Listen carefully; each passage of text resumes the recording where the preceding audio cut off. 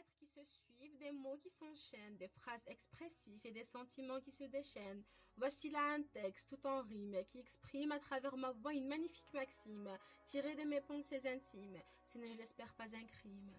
La vérité, c'est que la solitude fait peur. Elle nous abîme. Souvent, elle s'invite pour longtemps et on se tape sa présence et celle de sa pote la déprime. La vérité, c'est que très vite on s'y habitue, on y voit même un substitut à nos amours perdus. On en oublie l'amour et ses vertus. L'otage est amoureux de son ravisseur, le diagnostic est tombé, syndrome de Stockholm. On en oublie que la solitude est une maîtresse maudite.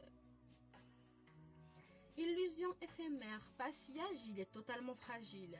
La vérité, c'est qu'il suffit d'un être qui sort du lot, une présence, celle d'un ange gardien ou celle d'un démon corrompu par un rien de tendresse, un texte d'amour ou d'amitié, et la solitude est à jamais remerciée. On n'en sera jamais les héritiers, c'est promis.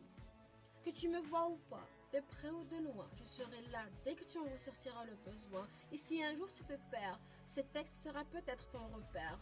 Les étoiles en sont témoins, je t'aime fort, dans cette vie et certainement dans toutes les autres. Je t'aime pour le cœur que tu portes, le sourire que tu offres au monde, l'étincelle dans tes yeux. Je t'aime pour ta faiblesse avant ta force. J'aime l'homme avant le héros. Inutile de me demander comment, l'amour n'aime pas qu'on s'exprime en son nom. Discret, il ne fait d'ailleurs que rarement la une des journaux. Il s'invite tendrement, tout doucement, vêtu de déguisements originaux. Quelquefois on le voit venir et d'autres fois on tombe juste dans le panneau. Du moins c'est ma théorie. Tu sais, de tous les ronds-points de la vie, celui de l'amour restera à jamais mon favori.